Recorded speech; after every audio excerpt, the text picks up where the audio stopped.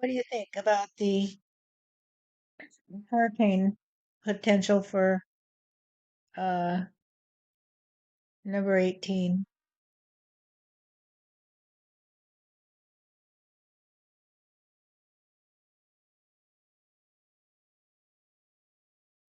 Question Hubble whether there will be anybody left to see the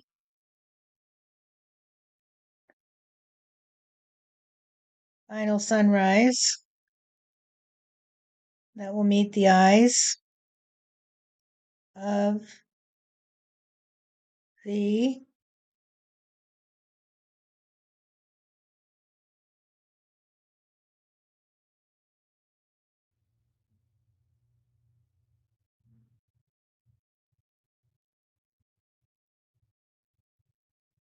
bat and ball mentality.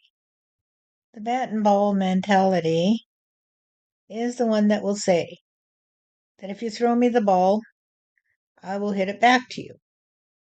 And so when people say, throw me the ball, they want to hit it back to you. And you have to catch it, you see. However, if somebody doesn't want to play that way, they will not hit the ball back to you. They will just say, you just threw your ball away. Why did you throw your ball away? Because nobody wanted to hit it back to you. And so you don't throw your ball to those who don't hit it back to you. Let me explain how this exacerbates the current state of affairs. If you throw the ball to someone, Stephanie, and you say, well, how are you today? And they just walk on by, then there's no ability to have a conversation. And so you just say, well, have a nice day, and you turn away and go on your own way. And if I say, hey, how are you today? And you say, I'm fine, God, how are you? I say, I'm fine too. I'm finally able to talk to you in a way that will allow us to play bat and ball, you see. So you throw me the ball and I have to bat it back to you. And so you see a ball and you pick it up and you say, I think I'll throw this to God today and let him bat it back to me, bat it back to me.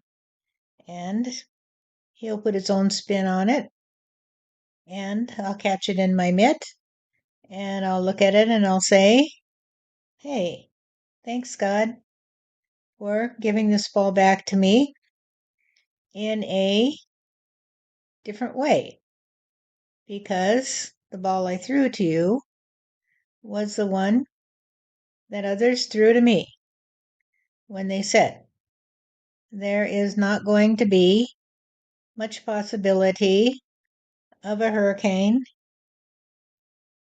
developing in the Gulf today because of the wind shear, you see. And you say, well, God, that's what they say. What do you say? And I say, the only way that they can play is to keep hitting the ball back and forth, you see. And so they look at the patterns with which they are familiar and they say, well, It's not going to happen. There's not going to be a hurricane develop out of that particular system, you see, because of the wind shear. And you say, well, I don't know anything about this, so I'll ask God. And so you want to know what I know.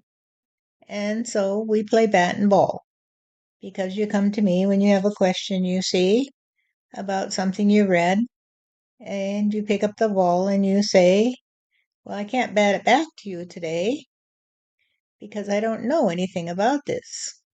And so if you throw me a ball that says this system will not become a hurricane, then how do I know? But I know someone who does know. So I'll throw the ball to him and see if he can bat it back to me. Because you see, when we trust on each other to help each other to be in a state of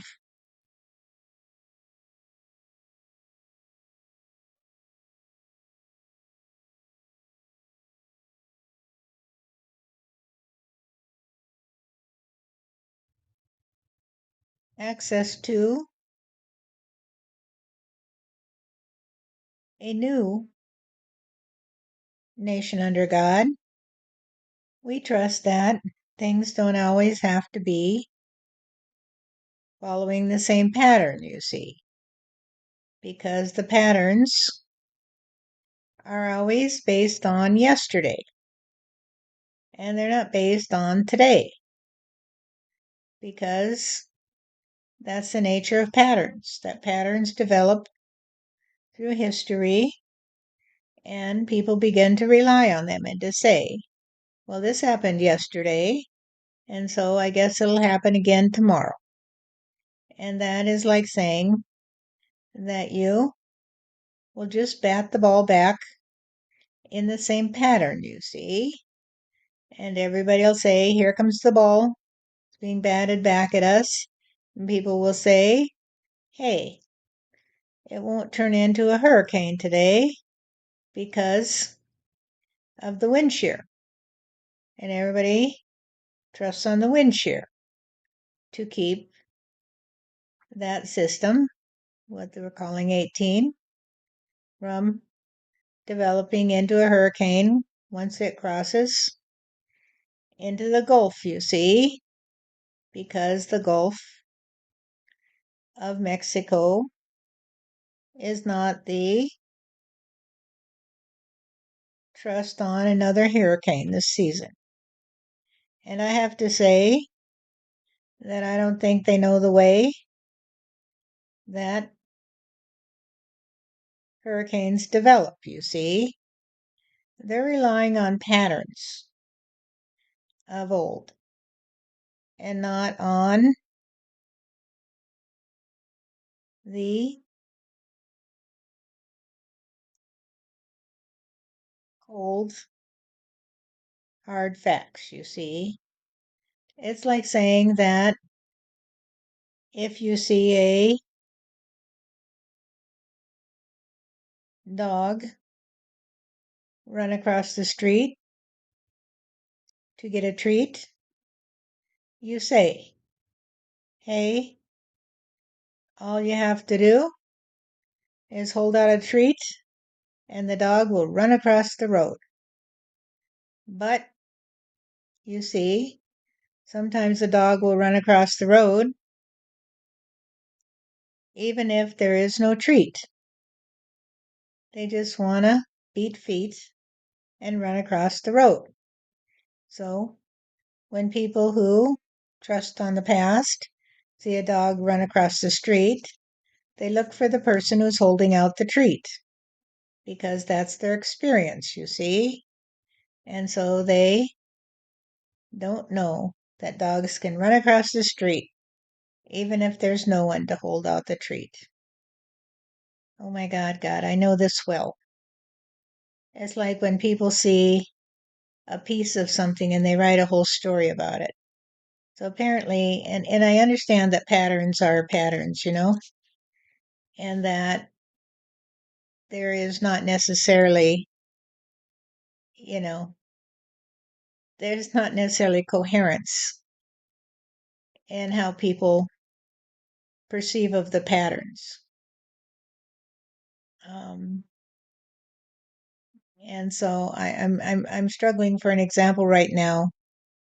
Um, but people get conditioned patterns of that may be false patterns. Like you say, the dog runs across the street to get a treat, and so they assume that if someone's holding out a treat, the dog's going to run across the street, and maybe the dog won't run across the street because the dog is not interested in that treat, or the dog could run across the street when there's no treat, right? Right. It is only a false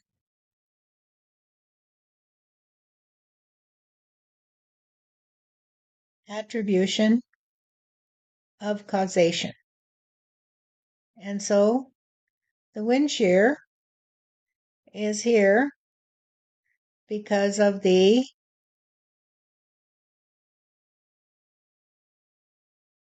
winds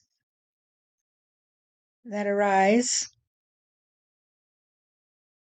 when they surmise that a hurricane is in the making, you see, because the winds shear away the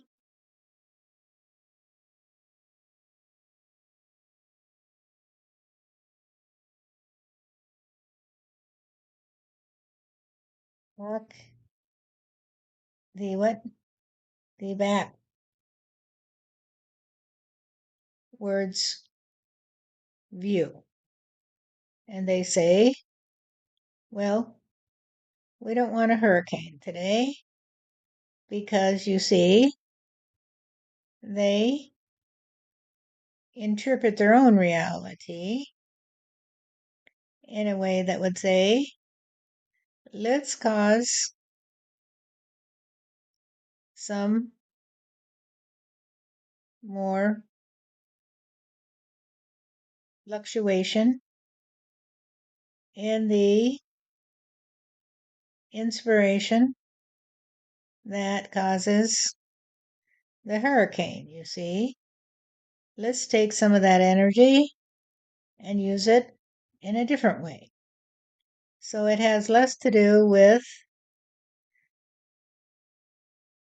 defeating the development of a hurricane than it does with the inner development of the hurricane. So the hurricane will develop in a way that will cause the winds to stay in certain patterns, you see. And if there is a trust on the pattern that causes the hurricane to say, I don't want to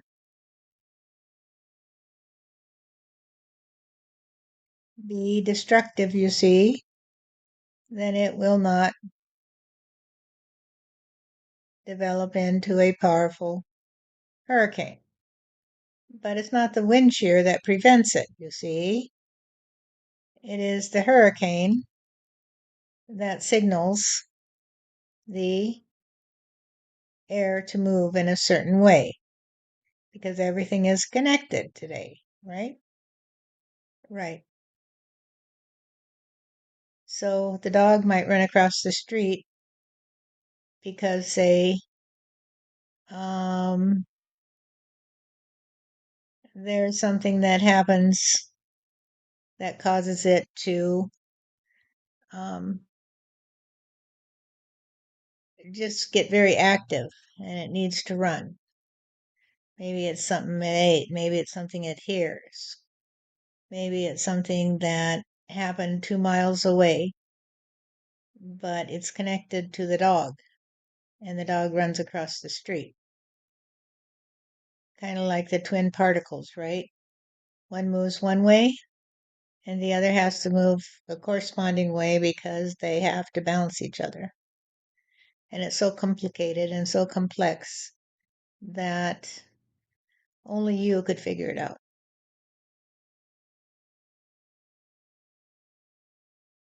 Questioning me about the development of the hurricane, you see, is like saying that you play my way because I like to talk to you and you like to talk to me. And it doesn't matter if we are the ones who can get others to pay attention, you see, because we already know that all of the things we see are connected in the trust on reality. And so it doesn't matter who listens to us and who doesn't, because it's all connected, you see? And we don't have to be controlling their reality because, in a way, they will continue to stay locked down to the ground and not be able to fly away until they say, I don't think I have it figured out today. I don't think I have it figured out today because I see patterns, but the patterns are the result and not the cause of the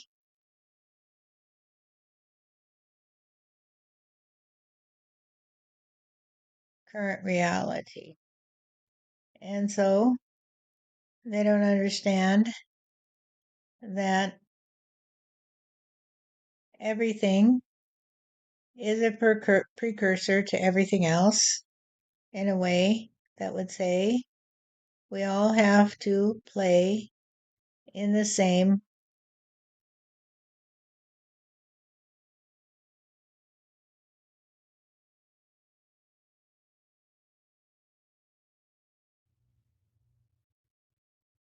half shell, right? Right. We have to play in a half shell because that's all we have, and we have to find the other half of the shell to be complete. Why complete the shell, dear? So if you play in the half shell, you're playing in the trust on being a man or woman on earth, you see. But if you play in the whole shell, where everything is contained within the shell, then you're playing with me. And because you're playing with me, you have this ability to trust on the shell, you see. But if you only have half a shell, you have nothing over you to protect you. And therefore, you are always staring up at nothing, you see, because the shell in which you dwell is your trust on the heavenly realm, you see. You trust on the heavenly realm and you trust on the earth as well. And you say, this is the way to play, where I can work all day, very hard, in fact, at fixing up my house. And then I can talk to God, you see. So I have a whole shell because I trust on the physical reality and I trust on the God part of the totality of experience, you see. So now you want to know about the hurricane, right? Well, yeah, but I like the explanation that it's the wind shear aspect of the whole system, of which the hurricane's just part of it. It's all working together, right? Yes. And it's not that the wind shear has anything to do with whether or not the hurricane develops, it's that everything is tied together. The hurricane, the wind shear, everything. So the wind shear could be a result of the hurricane, not the other way around, or the system. Causation is the ability to see that everything that you trust upon is untrustworthy when you are in the half shell, because it will never be as you think it will be. But when you're in the whole shell, what you see is the whole shell. You see the way people talk about it on earth, you see, and then you listen to me and you hear what I have to say about it. And so you live in the whole shell and you say, thank you, God, for talking to me today. And I say, you're welcome, dear. And as far as this particular system, expect fireworks. Expect fireworks. And if this works for you to watch the show, then you know that I have it in hand, because I have the ability to help you see that I am a reality and that I know how to be trusting on my own reality. So, what that means is that I trust on my own reality to be very fluid, you see, and I trust on your reality to dance with me. And so we dance round and round. And I'm not going to step on your toes, Stephanie. And please don't kick me in the knees when you do those pirouettes, because I think you're getting a little too carried away when you say, hey, God, watch this. Watch this. I'm just teasing you because I'm watching you work on that house, and I'm saying to myself, that's my daughter. That's my daughter. Look at her go. Look at her go. And you say, watch out below, because I'm climbing the golden stairs. And the golden stairs are the ones that are the best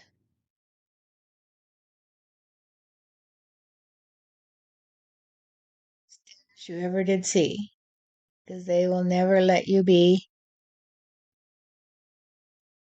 less than anybody else at the same time as you will always be above them, you see. And so the golden stairs are the players that people talk about. That is to say, do you hear me today? And you, Stephanie, hear me very well. So you have clear audience. And the next question is, do you see me? And you say, well, I see you in everything, God. So if you see me in everything, then it seems that you are capable of living the life of ease, because you are the one who has the clear visual capacity, because you are so clearly visible to me that I say, well, of course, because she sees me everywhere and I see her from every point of view. Thank you, God. You're welcome, dear.